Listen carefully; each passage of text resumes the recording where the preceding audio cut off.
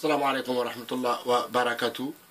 Le 14 mars 2019, il est exactement 8h39. Alain Soral sur le 2.0. Interrogation qui se porte sur l'EIL en Irak et le danger qu'il représente. Oui, là pareil, pour essayer de comprendre, il faut garder une vision globale. Parce que si on suit les médias, on voit qu'il y a un islam radical qui est passé en gros d'Al-Qaïda à quelque chose d'un peu plus organisé et qui s'appellerait l'État islamique. Le IIL, l'État islamique de l'Irak et du Levant, est une des factions djihadistes les plus radicales du Moyen-Orient.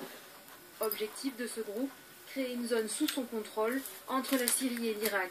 Son plan d'action, la terreur, par des exactions en tout genre, enlèvements, attentats et exécutions publiques.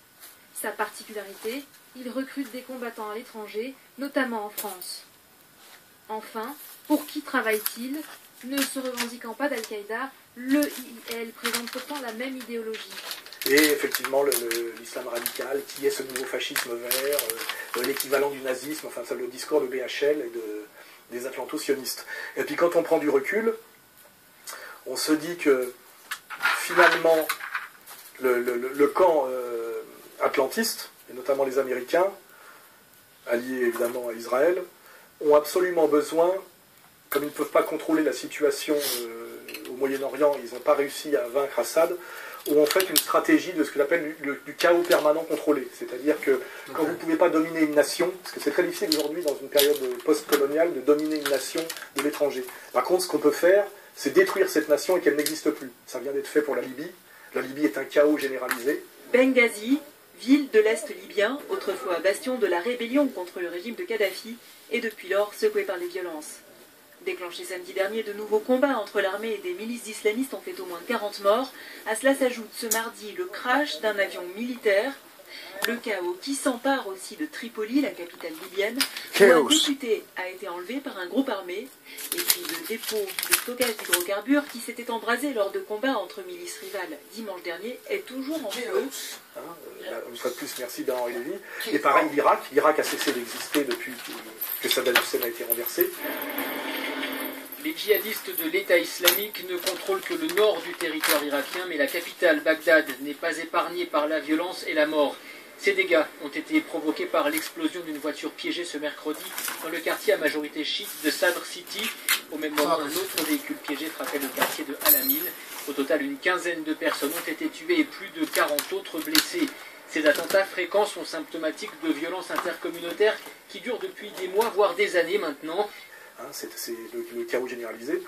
Et là, on est passé dans cette espèce de calendrier de guerre à outrance contre l'islam, de Al-Qaïda, c'est-à-dire réseau terroriste, à État islamique, c'est-à-dire un réseau terroriste qui devient carrément un État. L'État islamique a décidé d'annoncer la création d'un califat islamique et de nommer comme calife le cheikh, le djihadiste, l'imam et le descendant de la maison du prophète, Abdullah Ibrahim al-Baghdadi.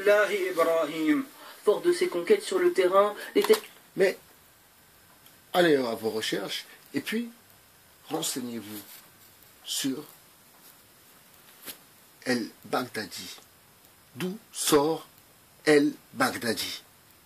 Islamique revendique ainsi un territoire à cheval entre la Syrie à l'ouest et une grande partie de l'Irak à l'est. Et si vous regardez d'ailleurs la carte du califat, elle est pratiquement la même que la carte du Grand Israël. C'est un indice, c'est quelque chose qu'il faut être capable d'analyser. Et la question qu'il faut se poser, c'est d'où vient l'argent et à qui ça profite. Donc là, à un moment donné, on regarde, c'est... Comme d'habitude, à qui profite le crime? Il faut le répéter sans cesse pour que vous puissiez éventuellement vous poser la question: à qui profite le crime? Suite. Horde de djihadistes. Et la question posée, c'est qui les équipes en matériel militaire, en matériel de transport, etc. On voit que c'est du matériel occidental entièrement. C'est pas du matériel afghan ou quoi que ce soit. Ce sont des camions américains, du matériel israélien, parfois français, etc. Et d'où vient l'argent? Et l'argent vient essentiellement du Qatar et avant d'Arabie Saoudite. On commence à se poser des questions sur la position de l'Arabie Saoudite. Alors, est-ce que vous imaginez comment les Français ainsi que les Qataris jouent un jeu, ma foi, très très pénible pour ceux qui en subissent les retombées. Tu viens chez moi, t'investis chez moi, je te vends des armes. Voilà quoi, c'est un peu spécial comme procédé. Alain Soral, suite. Et n'oubliez pas que tout ce que fait l'Arabie Saoudite et le Qatar, qui sont des bases américaines et des gens qui vivent selon le bon vouloir des Américains, car il n'existe pas sinon en dehors de ça, accord de Quincy pour l'Arabie Saoudite, le Qatar, base américaine. Donc quand on sait que le Qatar et l'Arabie Saoudite instrumentalisent ces combattants djihadistes à la fois sur le plan idéologique, puisque l'idéologie islamique de ces combattants, c'est le takfirisme, hein, c'est ni l'islam ni même le wahhabisme, c'est le takfirisme. C'est un islamisme dévoyé, très radical, qui en fait est porté par l'Arabie Saoudite, donc avec l'assentiment des Américains. Sinon ils renverseraient le régime des Saouds, comme ils ont renversé le Shah d'Iran, quand à un moment donné il a voulu avoir la bombe atomique, et qu'il a voulu que la Perse retrouve son rôle de puissance régionale, ou comme ils ont viré Mossadegh quand il a voulu nationaliser le pétrole. Si effectivement cet État islamique qui est contrôlé et par l'argent et par l'idéologie, par les puissances de la péninsule arabique, si ça se faisait dans le dos des Américains, ces puissances, qui ne sont pas des puissances, ce sont à la limite des puissances d'argent, mais militairement ce sont des nains, ces puissances, c'est-à-dire les Saoudiens, les Qataris, seraient renversées en 15 jours. Par les États-Unis. Donc ça veut dire que c'est un peu du billard à trois bandes. Hein. Finalement, ces hordes comment dirais-je, de djihadistes destructeurs qui sèment le chaos, finalement pas aux États-Unis ni en Europe, qui sèment le chaos au Moyen-Orient. Hein, ils empêchent le Moyen-Orient d'exister en réalité. Ils sont armés idéologiquement par l'Arabie Saoudite, armés. Voilà d'ailleurs ce que je disais, ils empêchent en fait le Moyen-Orient d'exister. Le scandale de Lafarge n'est pas oublié, ainsi que toutes les autres histoires. Suite. Financièrement par le Qatar, et le Qatar et l'Arabie Saoudite sont entièrement sous contrôle américain, ce qui veut dire qu'ils existent avec le bon vouloir des Américains. Et en fait, à qui sont-ils utiles? Ils ne sont utiles à personne dans la région, puisqu'ils génèrent du chaos, de la violence, évidemment sur les minorités chrétiennes, mais aussi sur les sunnites, évidemment sur les chiites. Ils renforcent les tensions sunnites-chiites, c'est-à-dire qu'ils empêchent le Moyen-Orient d'exister. Et les seuls qui sont intéressés à ce chaos à leur porte est évidemment Israël. Et là, je renvoie aux analyses du cheikh Imran Hossein, qui théorise ça déjà depuis des années et des années, et c'est une théorie que j'ai fait mienne aussi depuis déjà plusieurs années. On sait qu'Israël, tel qu'il est aujourd'hui, n'est pas viable. Il a des frontières trop petites, c'est une évidence, et aussi il dépend entièrement des Américains, avec le risque à terme que les Américains les lâchent, puisque le peuple américain comprendra de plus en plus que ce que font les États-Unis au Moyen-Orient n'est pas dans l'intérêt, contrairement à ce que dit Chomsky, des Américains, mais c'est simplement parce que, comme le disait Isaac Shamir, et même, je crois, Sharon, Israël contrôle le Congrès américain, et le Congrès américain le sait. C'est-à-dire que c'est la thèse de Mersheimer et Walt. En fait, les États-Unis sont passés sous contrôle sioniste, et pas l'inverse. Mais ça peut cesser un jour si le peuple américain qui existe, et qui lui est plutôt isolationniste, comme il l'a toujours été avant chaque guerre d'ailleurs, se réveille. Les Israéliens coupés des États-Unis sont finis. Donc en fait, la grosse inquiétude des Israéliens, qui sont tous sauf idiots, qui sont très cohérents, c'est qu'ils doivent atteindre une taille critique en termes d'espace vital et aussi en termes de contrôle des énergies, pour pouvoir à un moment donné se passer du soutien américain. Hein, c'est très important. Ça explique aussi d'ailleurs. Énergie, énergie, énergie. Tiens, l'énergie. L'énergie. Quelque chose d'intéressant, l'énergie. Parce que c'est aussi le futur, la prolongation du game, si vous voulez. L'énergie. Très, très intéressant. Pourquoi Poutine n'est pas totalement antisioniste? Parce que pour avoir un peu la paix avec l'Empire, il leur envoie aussi parfois des messages que n'oubliez pas qu'un tiers de la population israélienne vient de Russie. C'est en gros, il y a peut-être moyen de s'entendre à un moment donné si les Américains vous lâchent. Donc vous voyez que la politique est quelque chose de complexe. Hein. C'est pas un truc de loupard. Hein. Poutine défend les intérêts de la Russie, il ne défend pas les intérêts de Dieudonné et Soral. Alors, ne pas oublier encore une fois les musulmans qui défendent M. Vladimir Poutine, mais à ne pas oublier que M. Vladimir Poutine a fait éliminer une grande, alors le pourcentage est énorme, des gens tchétchènes de la communauté musulmane. À ne pas oublier que Poutine est un chrétien orthodoxe confirmé. Et si il prend un peu les patins, entre guillemets, des musulmans, ce n'est pas par hasard. Suite. Des positions parfois moins radicales que les nôtres.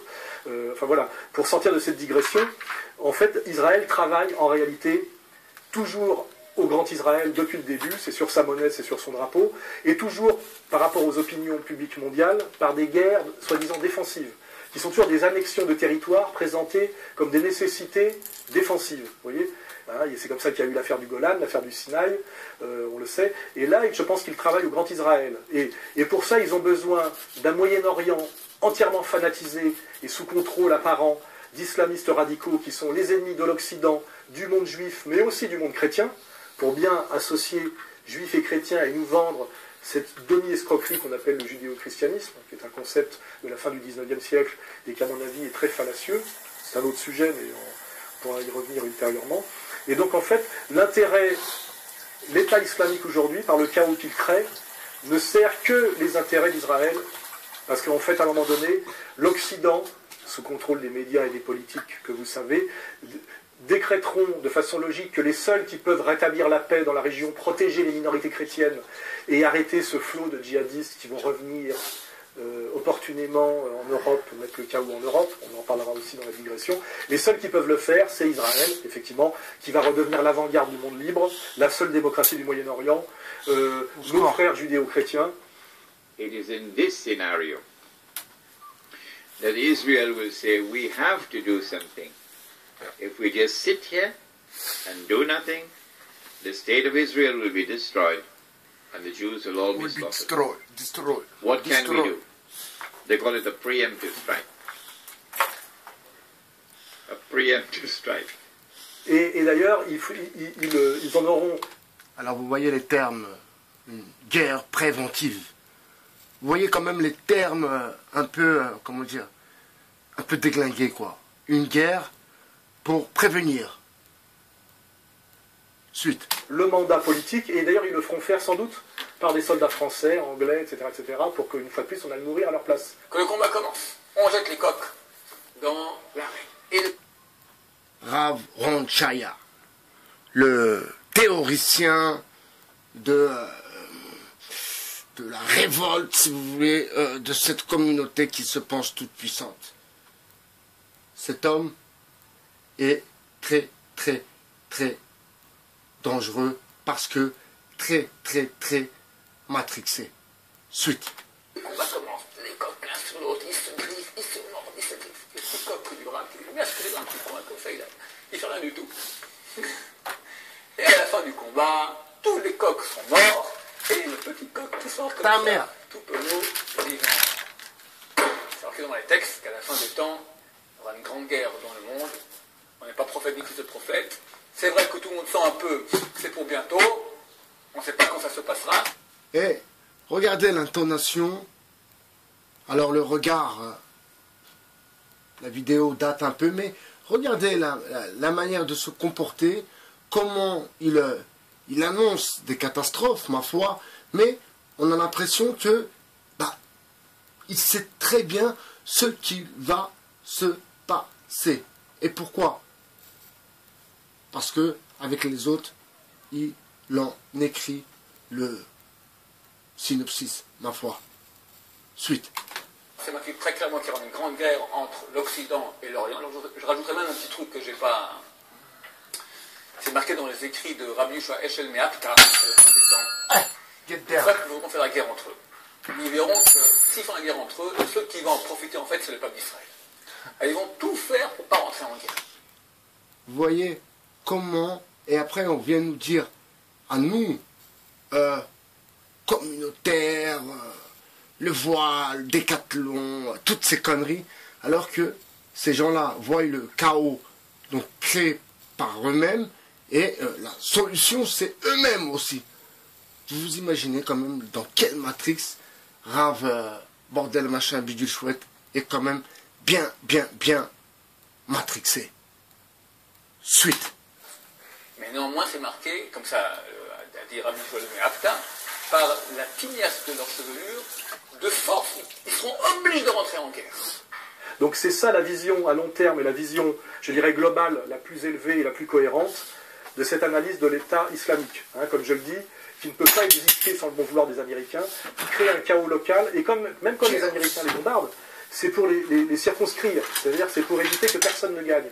Car dans cette stratégie du chaos contrôlé, il faut qu'il n'y ait ni vainqueur ni perdant, mais que la guerre totale dure le plus longtemps possible, de manière équilibrée, et affaiblisse tout le monde. C'était déjà la stratégie américaine à l'époque de la guerre Iran-Irak. Rappelez-vous, une guerre de 8 ans que personne n'a gagné, mais qui a affaibli les deux, qui a été la grande faute de Saddam Hussein, de croire que les Américains lui donneraient les moyens de la gagner, et sa faute lui a coûté la mort. Sa mort à lui et la mort de son pays, qui était un pays florissant, il faut le rappeler, un pays qui protégeait les minorités chrétiennes, un pays où énormément d'argent du pétrole était réinvesti dans les infrastructures du pays, donc qui était une dictature, ce qui d'ailleurs correspond à l'esprit, je dirais, moyen-oriental, hein, la démocratie n'est jamais que l'impérialisme et l'exportation, mais... Là, Soral ne s'arrête pas là-dessus, parce que, en fait, il n'est pas musulman, donc il peut comprendre, parce qu'il est quand même, il n'est pas bête comme monsieur, mais il ne s'arrête pas plus que ça, si vous voulez. Et Baïbéacher va s'arrêter un peu plus sur cette histoire de démocratie et sur les Arabes. Bah, bien sûr, oui. La démocratie, non. Dans l'islam, ce principe de démocratie n'existe pas. Égal à tout le monde, sommes-nous tous égaux? Eh bien, non, nous ne sommes pas tous égaux, et c'est une vérité. Suite.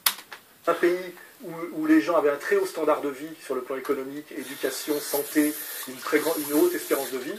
Et comme on est obligé de l'admettre aujourd'hui, la destruction de l'Irak de Saddam Hussein est une catastrophe objective pour tous les Irakiens. We have heard that 500,000 children have died. I mean, that's more children than died. Madeleine Albright, ainsi que tous les faucons américains qui sont, dans le fond, aussi les architectes du Grand Israël. Suite. In Hiroshima. And, you know, is the price worth it? I think this is a very hard choice, but the price, we think the price is worth it. De même que la destruction de la Libye de Kadhafi, on peut faire le parallèle, hein. Même si à mon avis Kadhafi était moins dictateur que Saddam Hussein, la destruction de la Libye est une catastrophe pour tous les Libyens. Mais je vous répète, c'est ça la véritable équation. Donc on n'a pas de mais à tout pas ce soir sur la Libye de Bernard-Henri Lévy. Enfin, vous plaisantez. Je vous pose la question. Mais je suis au contraire extrêmement fier de ce que moi... Du sang sur les mains. Michel Collomb a posté une vidéo sur la Libye et sur cette maison qui a été bombardée par l'armée de Sarkozy, qui a tué 6 enfants de 4 à 9 ans, ainsi que le père. Voilà ce qu'est aussi les alliés. Voilà ce qu'est la guerre. Voilà ce qu'est Bernard-Henri Nekaz sur le 2.0. Le pays a fait en Libye. Hein, voilà. Et à chaque fois, qui est derrière? Bernard-Henri Lévy, les réseaux atlanto-sionistes les plus durs, les néoconservateurs, etc. C'est assez facile aujourd'hui de le dire. Les faucons. Alors nous avons de grandes interrogations. Alors, mes amis, Salam alaikum wa rahmatullah wa barakatuh, mes très chers amis, comment allez-vous? Alors, j'espère que la vidéo d'hier ma foi, apparemment, elle fait son bout de chemin et j'en suis ravi. Parlons attentat, parlons Daesh, parlons Oussama bin Laden. Question. Pourquoi n'a-t-on jamais vu le corps de Oussama bin Laden à part cette image photoshopée où il a des balles plein le visage? Question. Parlons Oussama bin Laden, parlons 11 septembre, parlons manipulation, parlons machination. Question.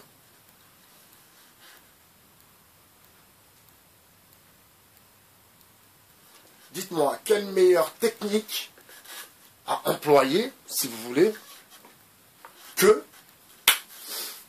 de prendre, de choisir un individu qui va mener d'autres individus dans son game pour ensuite, eh bien, venez nous aider, venez les aider. Ils sont dans la galère. Regardez, les extrémistes, patati, patata, patati et les batatas. Eh bien ouais, eux, ils arrivent. Et quand ils arrivent, oh, comme par hasard, il y a du pétrole. Oh, quand ils arrivent, oh, comme par hasard, il y a du gaz. Quand ils arrivent, oh, comme par hasard, il y a des marchés qui s'ouvrent à eux. Mon Dieu, mais quelle chance! Ils sont venus dans le but de botter les fesses des islamistes et comme par hasard, ils tombent sur un moment opportun pour eux et un endroit vierge. Un endroit où il y a tout à faire. Vous comprenez? Posez-vous les bonnes questions. Est-ce que cette histoire d'Oussama bin Laden n'est pas qu'une histoire toute bidon et que, ma foi, encore une fois, bien scénarisée, encore une fois, le héros, si vous voulez, le héros fabriqué par l'Amérique, nous revenons à Guy Debord et cet homme qui porte l'étendard de l'islam, oui, tel un chevalier du Moyen-Âge. Vous comprenez? Essayez un peu de penser au-delà que la bien-pensante veut que vous, ce que la bien-pensante veut que vous pensiez. Vous comprenez? Passez au-delà ça. Au-delà Bin Laden, 11 septembre, attentat, passez au-delà ça. Et si c'était pas la même stratégie, mes amis. Comment ça se passe au Mali? Ils ont dit, il y a une sardine, c'est eux qui ont formé. Après, ils ont dit, oui, non, mais le Mali a fait appel à nous. Non, c'est pas ça l'histoire. Non. Vous êtes des menteurs. Et tous les dirigeants africains, pour une large majorité, bien sûr, font les tapis de sol. Pourquoi? Parce qu'ils sont endettés. Vous comprenez? La dette les étrangle. La dette fait en sorte qu'ils se soumettent parce qu'ils sont endettés.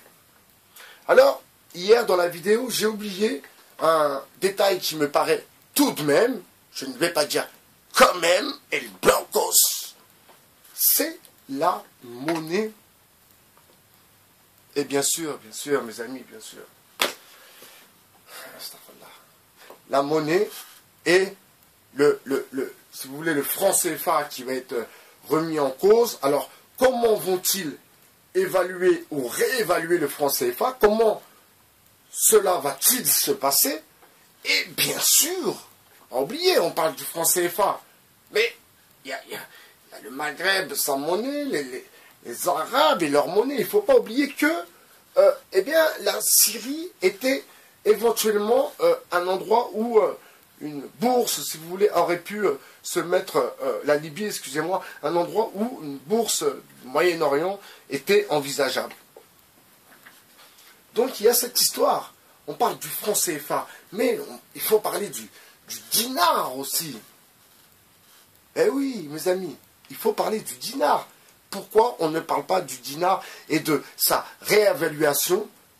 Parce que je pense qu'il faut aussi le réévaluer. C'est aussi une question que je me pose, une question que je vous pose.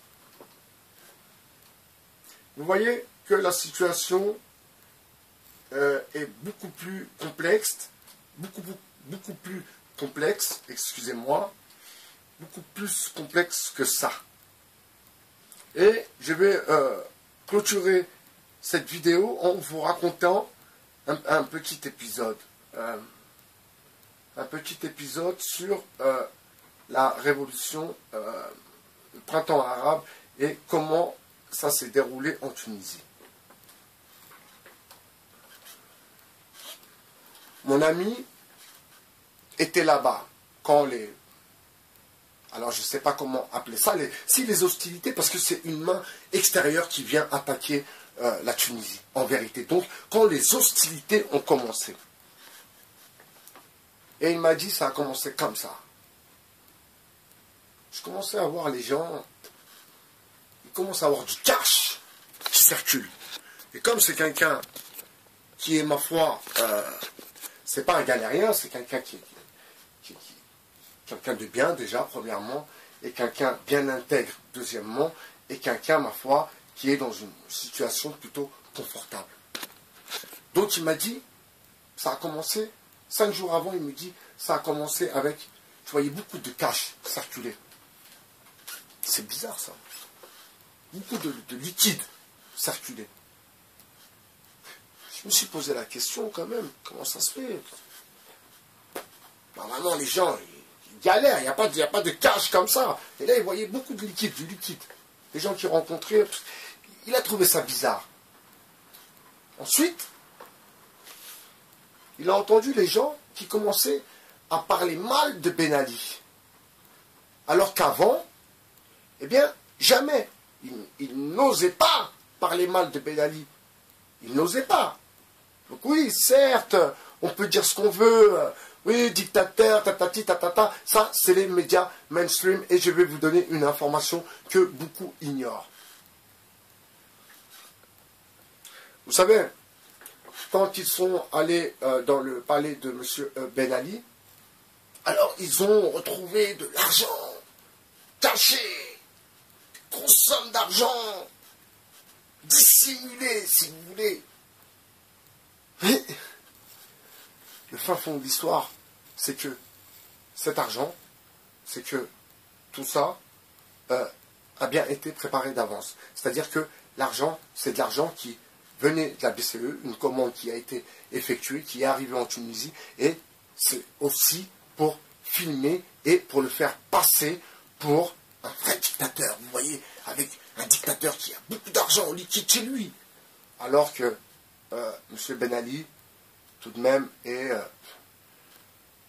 quelqu'un qui a des comptes en Suisse, qui a des comptes en banque, il n'a pas besoin d'avoir du cash, du liquide comme ça chez lui. Donc tout ça a été monté et c'est son ministre qui l'a avoué en fin de vie sur un lit d'hôpital et il a dit que tout ça n'était que manipulation et que ça n'avait jamais eu lieu.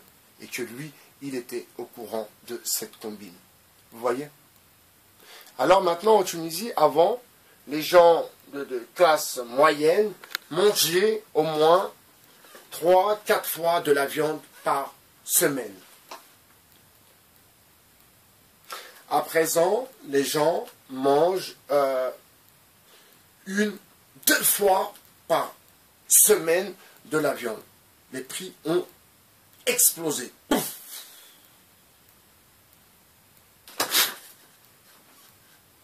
Quoi?